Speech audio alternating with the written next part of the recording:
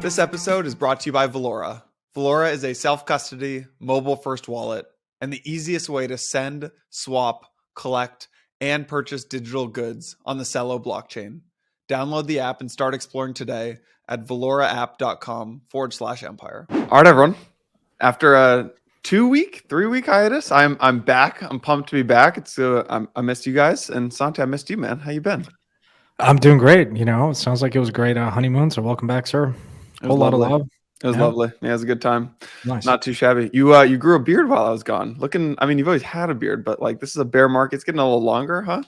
Yeah, you know, just sort of feeling it. I've thought about this. I've thought about shaving it altogether, but I've had it since my second year at JP Morgan as an analyst, and I was riding the elevator with Jamie Dimon because it was like he was on the floor above us, and he would look at me and be like, "Why are you like you're supposed to shave every day?" And I just did it because I wasn't into that following. Like I was wearing a suit and tie, so I'm gonna be rebellious. Like I had an offer back then to go to a private equity fund, so I felt like it's like I know it's like when you're a senior in high school, you already know which college you're gonna go to, so you don't.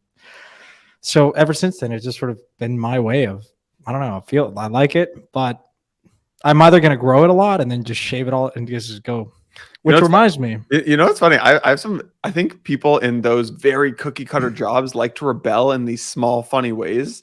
Like they'll be like, I have a bunch of friends who work in banking or not, I guess not PE and a couple of hedge funds and stuff, and they're like, yeah, yesterday should have seen the socks I wore. Yesterday, I had a little bit of chocolate cake at lunch. I'm like, oh, you rebel, you really got listen. Our crypto libertarian values expressed via beard or whatever. Makes me sleep better at night, folks.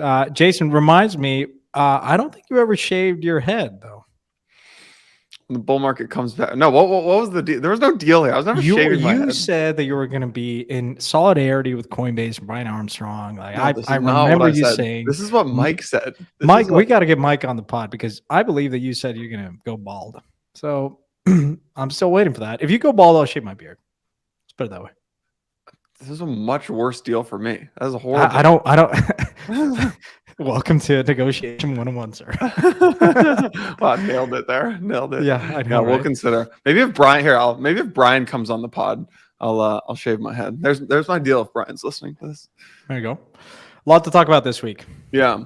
I think it was Sean Adams tweeted out. I think it was Ryan. He tweeted out for crypto OGs which market is which bear market is worse, this bear market or the last bear market. And I thought it was maybe we could talk about that because I think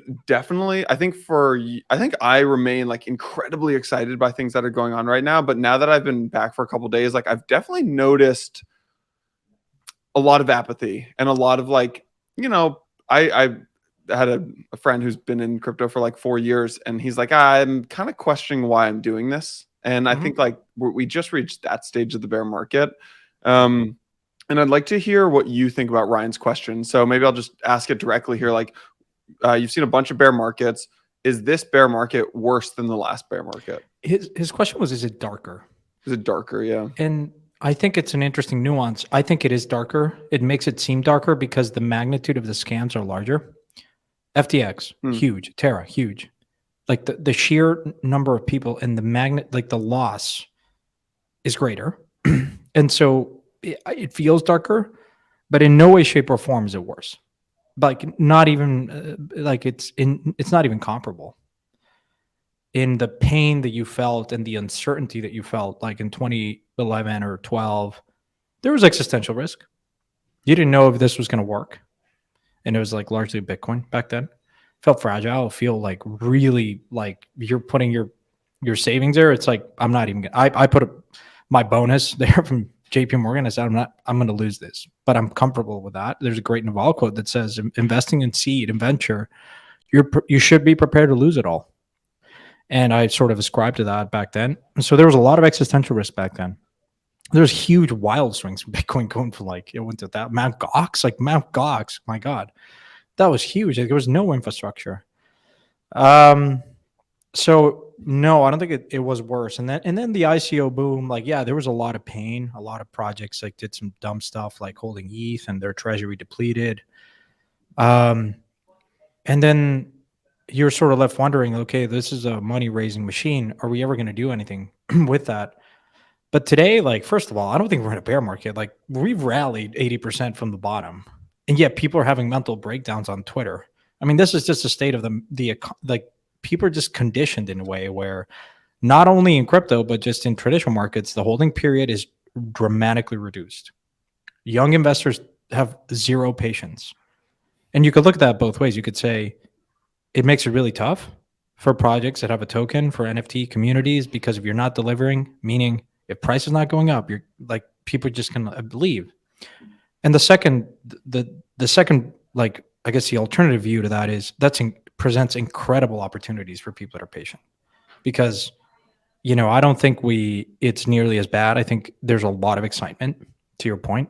Like you're building a media company. There's a huge opportunity in building the Bloomberg of crypto. And you guys are doing that.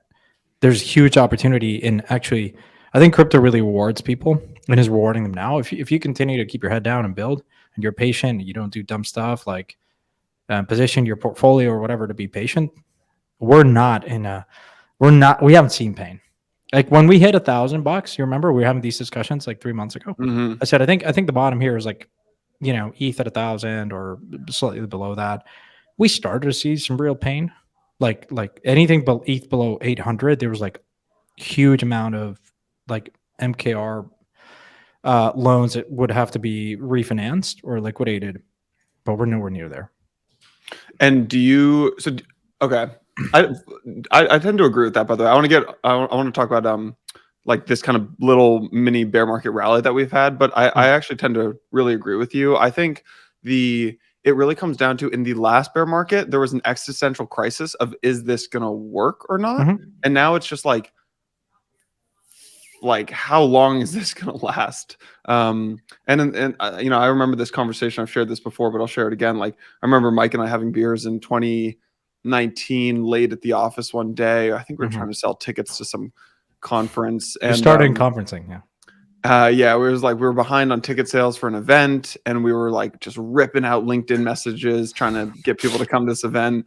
Yeah, and we were like, damn, like if this thing doesn't work, like what are we gonna do? And I think one of us was like, I think Mike might have said like, oh, it'd be fun to work at Netflix or something like that. And I think that actually just really and like today, I don't think Mike or I could ever imagine not working in crypto. Mm-hmm. And I think that really kind of sums up like the difference back then was nobody knew if this stuff was going to work. And I think a lot of folks were like, are we ever coming out of this? Is there going to be a light at the end of the tunnel? And now it's like, I know there's a light at the end of the tunnel. I just have no idea when it's going to be. I have my own predictions on when this thing will turn around, but there's no question in my mind that this will turn around. And that's the biggest difference from cycle. Yeah. I definitely agree with that. It is difficult because when you're investing founders and as a community, I think we tend to overpromise and in some ways underdeliver, depending on the snapshot of time where you're looking at. Have we made the progress that we promised? And there's always that gap, right? In large part, last cycle was this infrastructure gap because we promised, we would decentralize everything under the sun, but there was no infrastructure to support scalability, right? CryptoKitties congested the network, and that really marked the top of the cycle. And here we are now. Because you could have had this exact same discussion back then and said, we're done. Like, even something is like, we're literally putting pictures of cats on the blockchain, which happened in the internet too. By the way, in the 90s, like people were like doing that in the early days. And fast forward to now, and like NFTs are all the rage and they're real and brands are excited and they're the cookies of Web3 and they're going to be explosive. We know that. I mean, they already are being explosive, like this idea of digital property. And so 2 different cycles. Now NFTs really are carrying the day in many ways. Huge onboarding mechanism and fun. People are excited about that. And it's just I use that as an example to conceptualize these moments where, we tend to overpromise, underdeliver, but you just have to be patient. Like gaming is coming. I mean, you at least now you've come such a long way in the infrastructure side of things that the question now is more, does this really matter? Is there a real use case here? People are still going to play traditional games. Why would they come to Web3 games? And some people, some skeptics, rightfully so, are saying, none of this really matters. And I think credibly, you can point to many examples. Mike had a great tweet. I tweeted about this last week, which is people are opinionated now about the things that they either like or don't like on chain and are commenting on real substance and activity. That wasn't the case in prior cycles. And so the question really is, how big is this going to get? And I think a lot of us here, I was having this great discussion this week with the founder of Blur. We met in person, and I was telling him, hey, how do you see the NFT market? How big does Blur get? And he said, I'm not as excited about real world assets, but I do think that NFTs are going to be explosive. Like we're just tip of the iceberg, and a lot of it is collectibles. And I sort of like really like his thinking. This word of like, we tend to like visualize how crypto is going to fit in our current life, but I think a lot of the use cases it's hard to imagine, but it was hard to like. This is the case with every sort of technology, and so yeah, we just have to be patient. But let me ask you a question. Like a lot of the team, I have noticed a lot of teams now, like a noticeably uptick in teams shutting down. And even it's not just like investors and the community that are losing interest, but it's really like that whole subset of like a third of founders that are not really in it for the long term are leaving. And so that's the hardest thing to see, to be honest. But otherwise, yeah, I think well, there are just a lot more. I think what happened. So I'm seeing the same thing. Like there are just so many companies shutting down right now, like really quietly shutting down. So we have let me look in our candidate. We use this tool called Ashby for like I don't know, tracking candidates. I think we've had like 5,000 applicants to Blockworks in the past 30 days. And the fundraise definitely helped drive some attention there. But I think we've had somewhere between like, let's call it 5,000 to 6,000 applicants roughly. And there's a lot of data there, right? So you can start to actually see who's applying. And for the first time in the market, you're seeing a lot of founders of like sub 10 person companies applying. And like publicly, like their companies are still working. But what that tells me is like they raised 18 months ago. They can't raise now. They're maybe looking to apply for our VP of research role or our director of product role. So and then also like you can start to get some interesting insights into what companies maybe aren't going, where it's not going so great in the Series C, Series D companies with like 50 applicants from this one specific company. I'm like, seems like things are not going so well over there right now. But yeah. And then like just to close out this conversation on the bear market, from a emotional side, I think we just talked about that. But like if you just look at the numbers, each bear market is less bad than the last one in terms of like the drawdown, right? 2011, we pulled back 94%. 2015, we pulled back 87%. 2019, which is, by the way, is a huge difference. It's a huge, yeah. Huge difference. Yeah. Because the relationship is not linear, right? Yeah, exactly. So it always changes by like, so it was 94%, then 87%. 2019 was 84% or 85% drawdown. And then this bull market or this bear market, I think we've drawn down, I don't think we've drawn down 80%. I think 80, we've drawn down like 78 or 79%. Yeah, for ETH, it's roughly there, I think. So anyways, you're drawing down like a lot. It's a massive drawdown. ETH 61%. And Bitcoin is a bit less, I believe. I'm just checking now.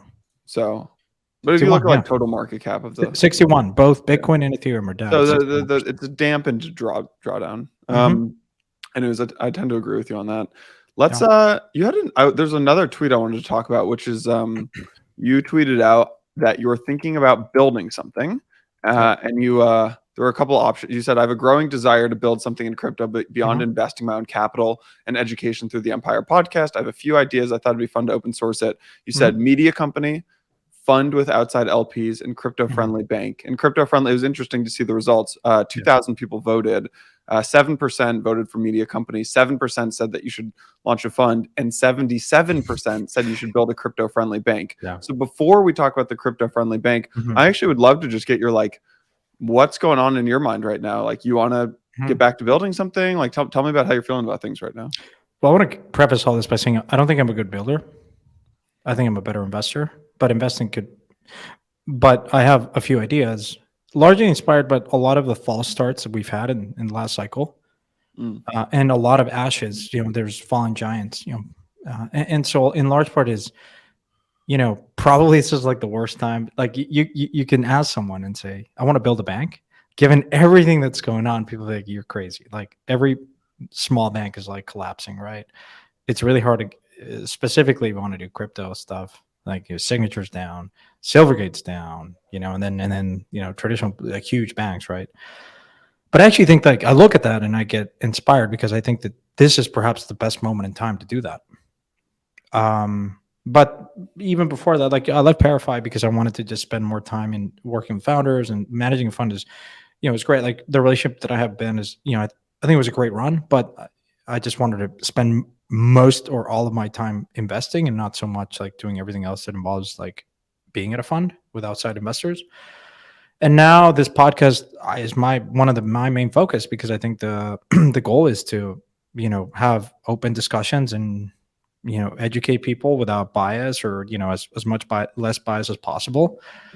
I think we've done good work here, but there's more to do, right? There's a lot of stuff that we can do, and so I've over the years worked with a few people that I really like, and I would love to assemble a great team. I think I'm out. Even before the survey, I was like leaning towards a bank, and it was nice to see that.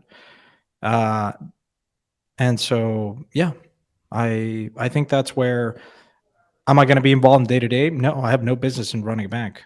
There are smarter, more competent people to do that. But if I can assemble the team and help start it and guide it with everything that I've lived through over the years in crypto and observed, I come from traditional finance background, then I think it would help the space. Like I've been more and more thinking of someone's going to pick up the ashes and rebuild something that actually works. Like if you think that BlockFi was a terrible business, you're absolutely wrong. It's a great business, terribly managed. So swap up the team. So it's almost like that idea. Well, of like, so tell me about this, Santi. Are you thinking a B2C bank, like a BlockFi was a B2C bank? A B2B bank would be like a what are they called? I'm Signature, thinking of everything Silvergate, bank, everything like servicing individuals that want to onboard and offboard, crypto, but also institutions. I think what is, I'm mindful of timing, and I think this is a huge, like Herculean effort. It might not work, but I think going through the process will be worthwhile to understand. Really, like also get it close to regulators, especially in Europe. I think it happens in Europe. I'm based in Europe, and I've gotten to know how banks operate here, whether it's in the UK, France, or Switzerland. I think it's Switzerland, but Switzerland historically has been crypto friendly. But Mika, I think, opens up a good possibility to maybe do it outside of Switzerland in the European Union or in the UK, which is also kind of move forward. And yeah, I think there are a few companies out there that already do it. Revolut's also trying to spin up their own kind of bank and service crypto. So there's ongoing efforts, but yeah, I don't know. How serious are you about this? Pretty serious. Yeah. I've been in ongoing discussions for the last like 3 months. Nice. I think this is. I initially had, as you recall, an idea to do an insurance company. Right. Too early though. Yeah. Yields are terrible, and for that reason, it just doesn't work. But I think if you have a good banking platform, it then allows you to do so many other things.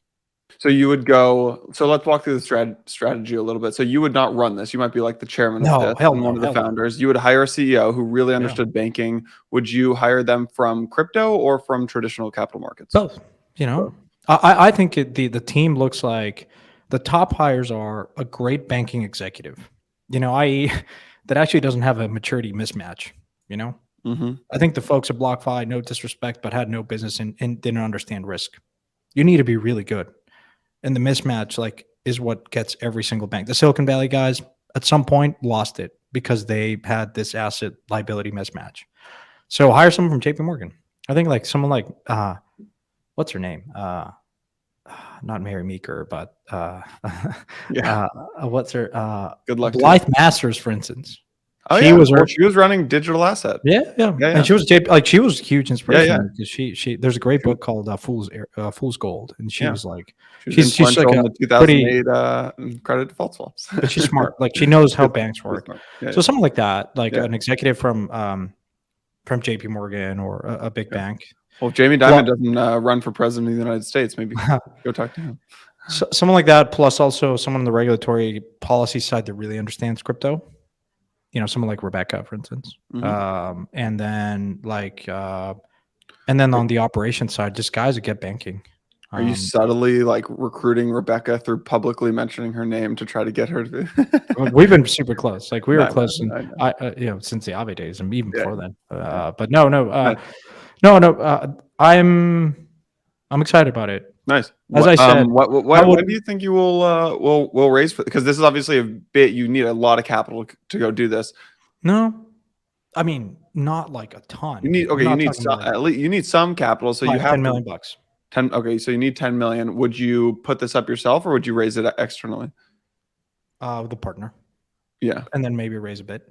Yeah, but I think the key here is getting a license, and part of getting the license is having a good team.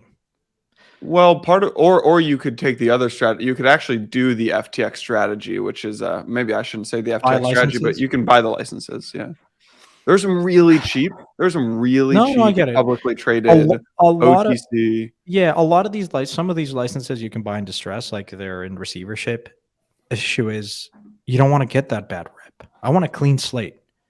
Yeah, and make a splash because I'm hired the top executives in a serious team. Crypto deserves a good bank and a serious team. Like I want JP Morgan quality. I come from JP Morgan. I'm biased there, but high quality, talented individuals, and maybe they have interest in crypto personally, and so they see this as it is worthwhile to have and dominate the market.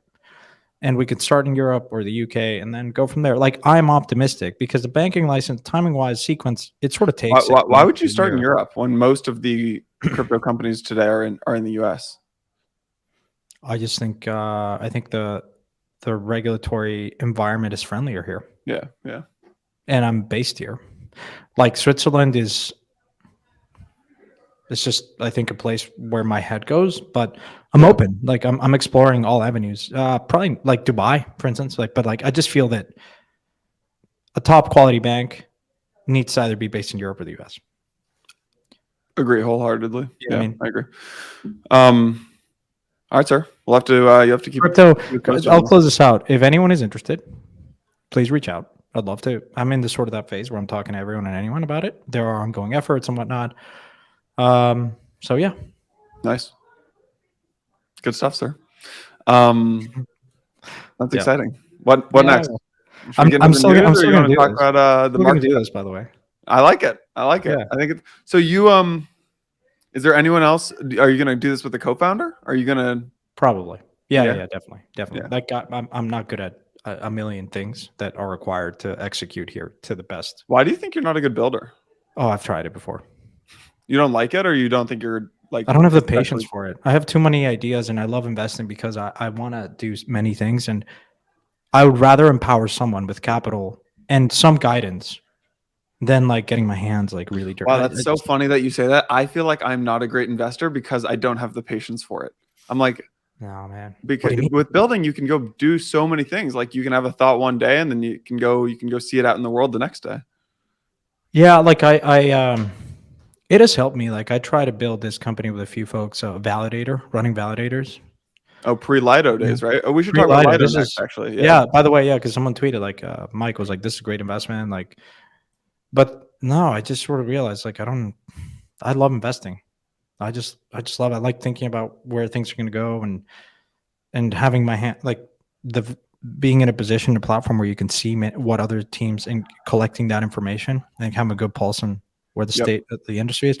But yeah, like the running that company was like, I was thinking about Lido before Lido existed. And so when I saw it, I knew the guys that were running it, they were crushing it. They would always crush it. They would win every single game of stake competition for Cosmos. They ran the best validators. Yeah. And so when they were raising, I'm like, take all of my money. And so Parify ended up being the first or second largest investor in Lido in the seed round. And everyone was passing on it. People were like critical of, is there merit in having a cluster of validators?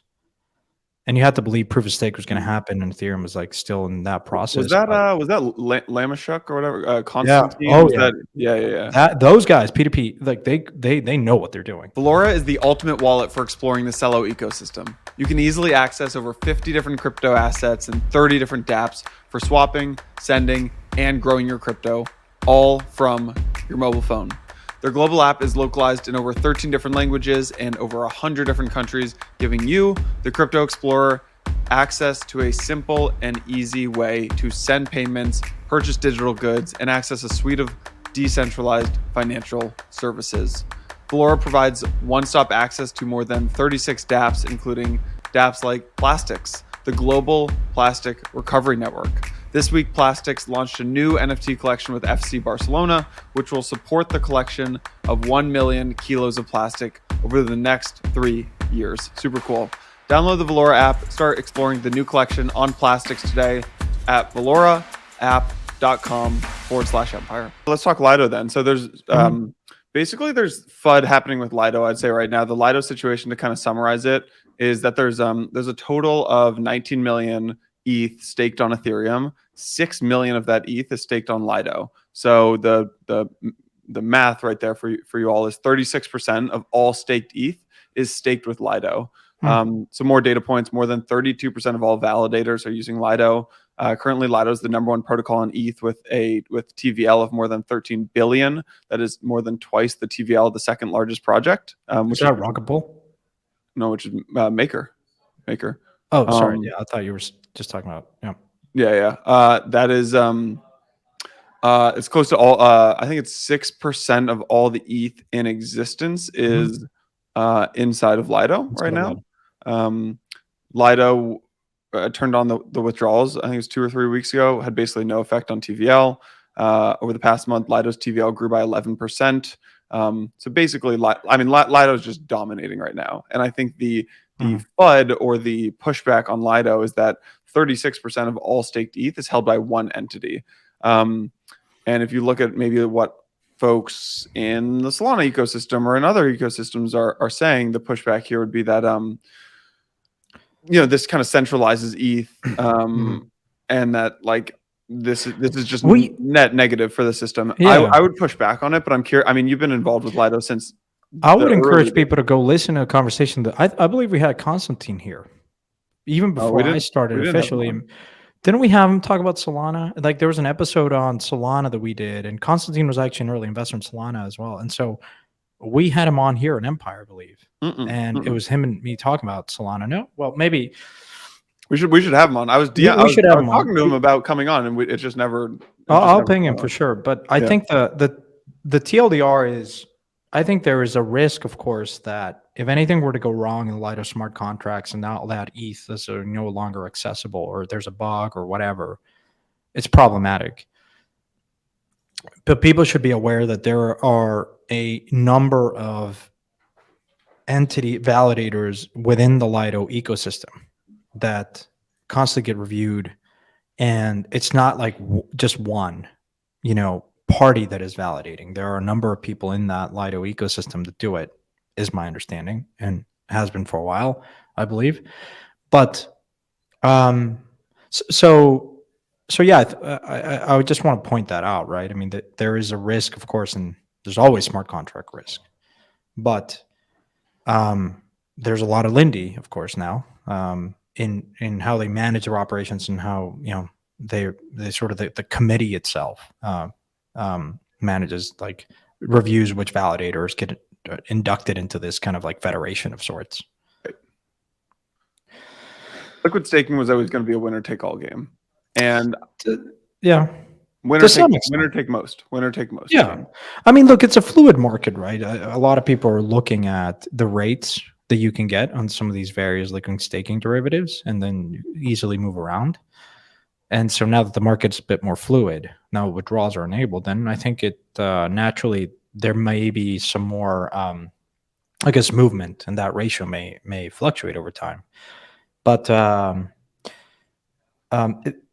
reason I brought up the Solana kind of point is, I think when you're thinking about blockchains, generally speaking, I think it's natural tendency for these systems to cluster and have some concentration. And because the argument for Solana has always been, well, it's really hard to kind of run a validator. Like the computing costs are much higher than Ethereum. Like in Ethereum, anyone with a Raspberry Pi can like run a node, but no one really does, right? In practice, no one very few people do that. And so it's just important to remember, like, yeah, of course you want to push decentralization, and in a perfect world, you would want to have that number go down. But the question is, if it's going to happen, it's happening already. I mean, 6% is, I would say it's like not ideal, but it's not also huge, right? It's not like 50%. Yeah. Well, I think there are two important things to think about here too. One is, what's the alternative? The alternative is, if you look at the top staking folks, it was the centralized exchanges like Kraken and Binance, and now now Coinbase is coming up there. So would you rather have all of this capital and ETH inside of Lido, or would you rather have it inside of the centralized exchanges? For me, I'd way rather have it inside of Lido. And then the other thing that I think you have to consider, so if you believe that the end state for liquid staking is a winner take all or winner take most market, then you kind of have to think about like, well, are you fine with that? And if you're not, or are you not fine with that? And if you're not fine with it, then how do you're basically asking Lido to self-limit the amount of the amount of market share that they have, which sends the message that if you get too much market share, Ethereum and the Ethereum community are going to go against you, which I actually think has a really negative repercussion of disincentivizing builders to build really big and successful companies and like value-added projects on top of Ethereum. Yeah. So my pushback or my advice for people who are like don't like Lido gaining all this market share is like, free market, go build a better product. Lido's got the best product on the market right now. There was a poll that I mean, for this discussion, it's kind of ongoing and important. Like Dejan's Spartan's kind of been covering it pretty well. There's a poll that talked about what you just said, like Lido poll, which Lido could vote, of course. It's should Lido like self-limit, and the overwhelming, majority said no. Like 99.81% said no. Now, of course, these are people that have Lido, so they're biased. Obviously, it's kind of but still, there's a concept called like Pyrrhic victory, which is if you're a Lido holder, like at what point do you push it? I think you might look at that if you're a Lido holder and say you want to make sure that this is the dominant player, and of course, it's like, but if there comes a point where you don't want it, maybe right now it's fairly low, and you say could it go to 12%? Yeah, why not? But if after a certain limit, I think even as a Lido holder, you say wait, for the good of the ecosystem, you kind of don't want it to go up above a certain range. But I don't think any pushback on Lido. Yeah, if there's any pushback on Lido, I actually think people are focusing on the wrong thing here. If you had to push back on Lido, I don't think it's about their market share and about a monopoly, because I think that liquid staking will always, like, that market is, like I said, gonna be a winner take most market. It's I haven't looked in a couple of months at the number of addresses that control the protocol, but like last time I checked, I think it was around like 50 or 60, and like that number should probably increase. So that would maybe, if I'm trying to pick a problematic thing here. So. Yeah. Let's move on. Yeah. Okay. Let's talk Animoca. So, and by the way, this is, I think, the most important thing. If you're going to listen to one thing of this episode, I think it's this. So Ryan Weeks at The Block reported that, let me just read this story. So Animoca, this is the title. Animoca chair says turbulence of last 2 years to blame for delayed 2020 accounts. And this was kind of like, seemed like a nothing burger story. No one reshared this story really. But let me read some of the highlights here. Animoca Brands was given an extension until the end of Q1 this year for publishing audited 2020 accounts, but it is yet to do so. Chairman Yatsu said the impact of events in 2021 and 2022 are partly to blame for the delays. Animoca is yet to produce a long delayed set of accounts for 2020. They have been given an extension to file their audited financial report for 2020, which was originally due to Australian regulators by the end of 2022. The once listed firm negotiated a later filing date pushing the deadline to the end of the first quarter of this year with subsequent accounts to be filed later in 2023. A spokesperson at Animoca did not expect to miss the deadlines, they said. 2 months after the revised date, a spokesperson said at the time that Animoca did not expect to miss the deadlines, but they did, in fact, miss the deadlines. But 2 months after the revised date, the accounts are yet to appear. This could be a total nothing burger of a story and could be, but like, we are too deep into the bear market and have had too many of these kind of things that like when I see something like this, my spidey senses start going off. And we've just, I think like, there are a lot of conversations about like when you see something, a lot of times in the bull market, people would see kind of like weird things like this and wouldn't say anything. And I now feel like it is my responsibility and your responsibility and to call out things like this. I'm very hopeful this is a total nothing burger and they're just slammed. But man, I know what we've done an audit at Blockworks. I know what it takes to do an audit. I'm sorry, but even if you're slammed, you do not miss your audit for, was it 3 years now? 2 years? It's mid 2023, my friend. The 2020 audit is not done. Come on. I was losing my mind. Yeah. Yeah. I think there's an interesting, before I give my thoughts here, and by the way, we're paying a lot of attention to this, and we will be reporting on it. And if someone from Animoca wants to come forward and explain the situation, we would love to do that. So there's an interesting statement from believe it's Yatsu, the chairman, says that the issue here, why purportedly they're delayed, is they are, quote unquote, let's say we made an investment in 2020, and it had an impact in 2021 or 2022. They want to reflect that impact in the 2020 accounts, and that's basically what's causing quite a bit of these delays, right? So I read that and I need to validate and confirm this by looking at their financial statements, but my intuition is that it's related to how they hold their investments and how they account for those. So for context, right, Animoca is a huge holding company. They've made, they made every investment under the sun on gaming and, so they have their hands on a lot of investments, hundreds probably.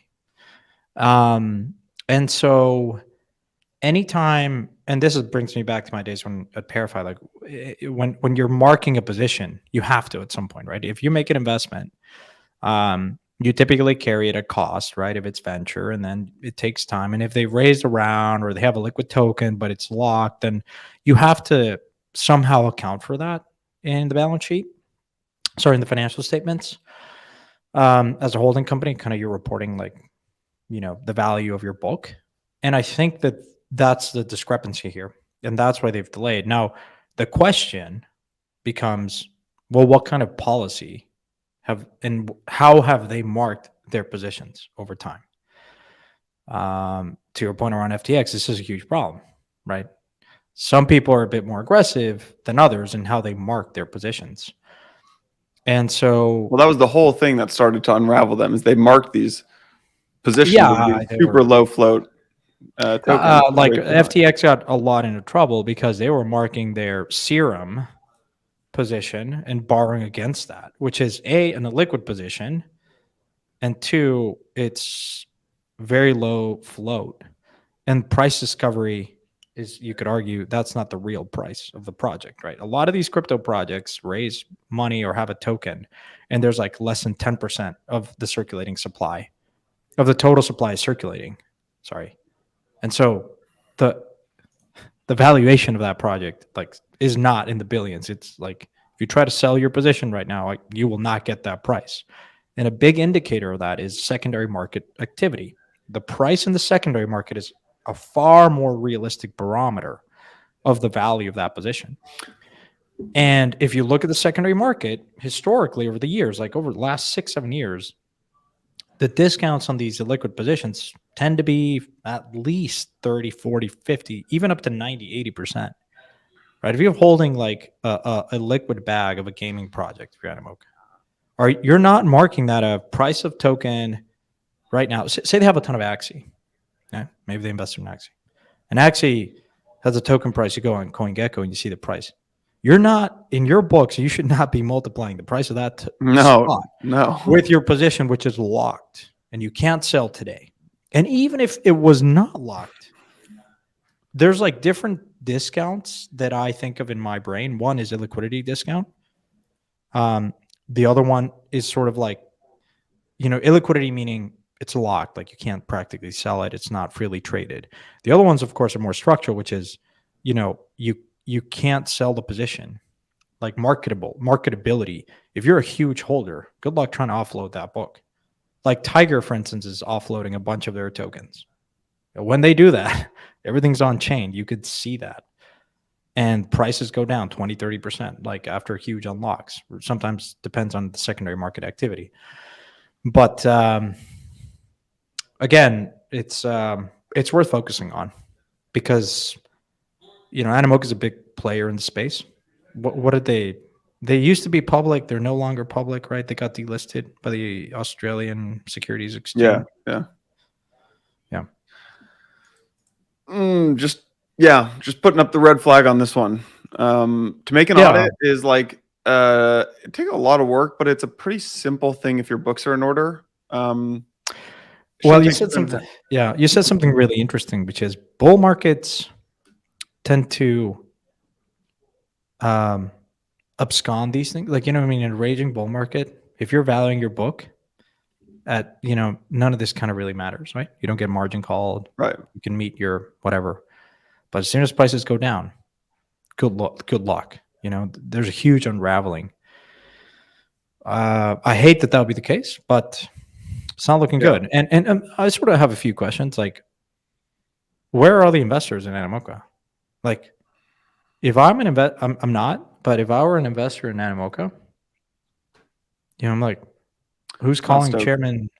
Who's on the board and who's saying, hey guys, like, what's up? Like, who's in the supervisory committee? Who's in the financial committee? Like, is there like, it's just crazy sometimes.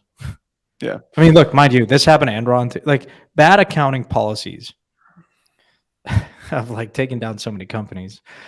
And like, even though large auditing firms have stepped, after FTX, I think like even before that, a few large auditing firms have said, look, we're not going to audit crypto companies as a matter of policy. But still, I think, there are firms doing audits out there. And if you're a holding company, it's fairly straightforward about, like, like there's some nuance and reporting that needs to be done and like footnotes and whatnot, but it's not rocket science. Yeah. We'll keep an eye on it. Let's move past. Yeah, I think we'll talk more about it next week once we look at the financial statements. I mean, I don't know if the financial statements are public. I don't want to. Are they? I want to look into it. They're not. Okay, well, if someone from Animoca wants to come and talk about this stuff, we'd love to. Again, we don't raise FUD, but it is alarming. It's concerning. Yeah, it is pretty concerning. Let's talk about the SEC. If you guys remember, the SEC a year ago, the DOJ and the SEC charged this former Coinbase product manager with insider trading. His name is Ishan Wahi. They charged Ishan and two others. Said that they made more than $1 million trading on insider information. Specifically, like based on confidential information about future listings that this PM got from being a PM at Coinbase.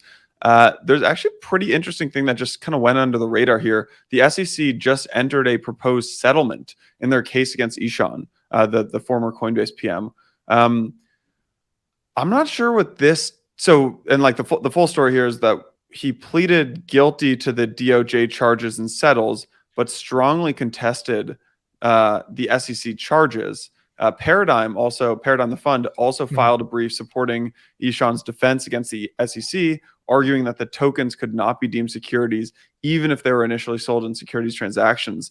And it looks like the SEC just entered this proposed settlement. I think it's a pretty big deal here, actually. I think it's a complete surrender on the SEC's behalf. I think it kind of shows the weakness in the SEC's like big theories about secondary market trading of crypto. And I think it's a pretty decent and meaningful development for the industry.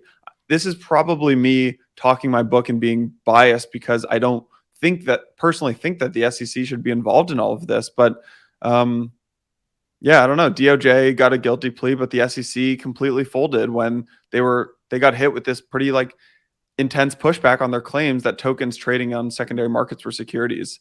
And yeah, I'm curious if you agree with me that this is that big of a deal, or if you're just like, yeah, this is a nothing burger. No, I think it's very important, and I think it's a part of a broader trend here of, it's nice to see some of these cases where there is pushback. You go to court and you get a better interpretation, and as opposed to immediately kind of folding and settling. And I think so. It's encouraging to see that.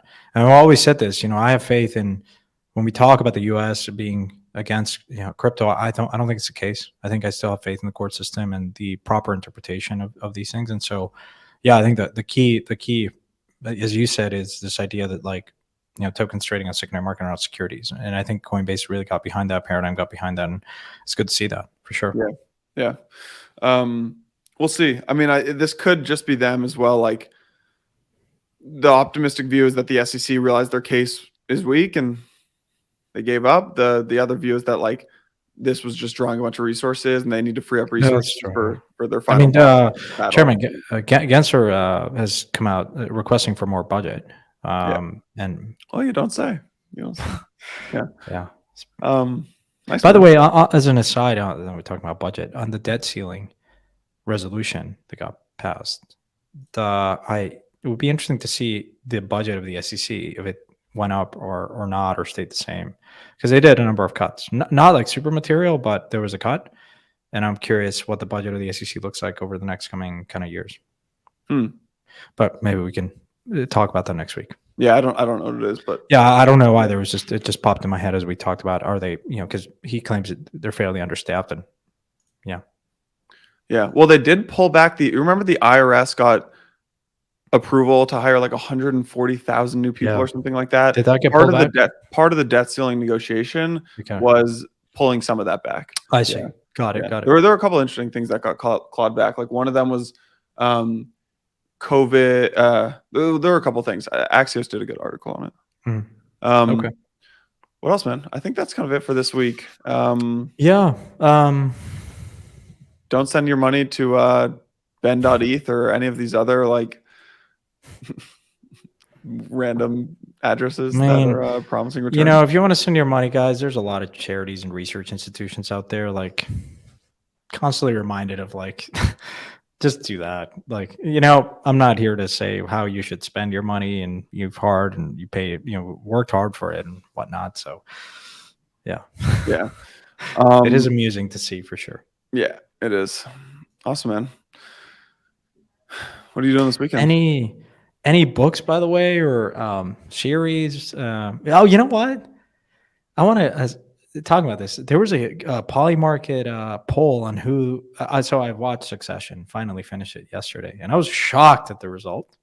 And this will not be a spoiler alert, but Polymarket ran a market, I guess, on who the next CEO of Succession is going to be, and it was like when I looked at the poll, I couldn't believe it, and it ended up being right.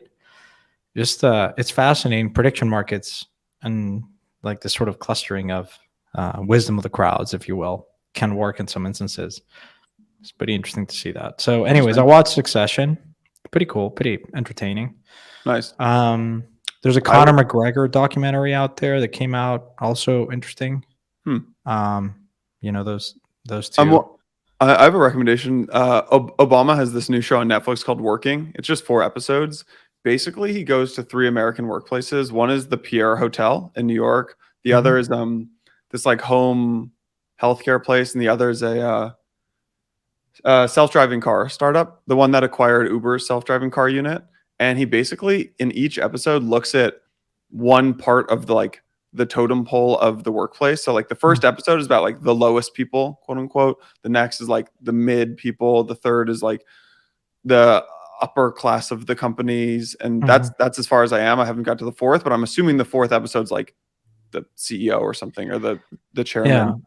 Pretty interesting series looking at I think it's interesting because I'm also just about to start this book called Poverty by Matthew Desmond. He wrote this book that was really good called Evicted a couple years ago. And I don't know, just kind of examines how being poor in the US is very different than being poor in a bunch of other rich countries. And have two friends who I really respect who highly recommended it. Kind of like the Hillbilly Eulogy, which was gained popularity a few years back. Yeah, which was like, guys, like being poor in America is not being poor in like the Democratic Republic of Congo. Maybe that's not the right take. Not really that, but that was also a good book. That was a good book. Speaking of, like, I think around this idea of poverty, there's a great YouTube.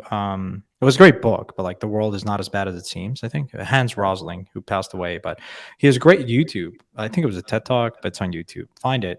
It's really good. Whenever you lose faith in humanity and the world and whatnot, like go look at that, because I think the media 24/7 news cycle tends to portray the world in a far, far worse situation. I mean, there's huge problems in the world, but it's really interesting when you apply actual data and statistics and look at how far we've come. Less conflict, mortality rates, poverty. Like statistically speaking, we are in a way better place than we were like 50, 100, 200 years ago. So that's not to say that we can't do better as humanity, as humans, but nonetheless, we'll end it on a cheerful note. Go out and have some fun this weekend. We're hiring at Blockworks. We have a ton of open roles. Yes, come work at Blockworks. That's my pick. Yeah, it's nice to see that, and permissionless is coming up, so I'm excited about that. I'll make the plug. You see this? Typically, you always plug this. Now I'm plugging it. I love it. I'm excited about it. I'm excited to go to Austin and hang out with crypto peeps. Nice. All right, sir. Be well. Great. Enjoy the weekend. Thank you. Thanks for listening, everyone, and we'll see you on Tuesday for another episode. Awesome. Thanks, everyone.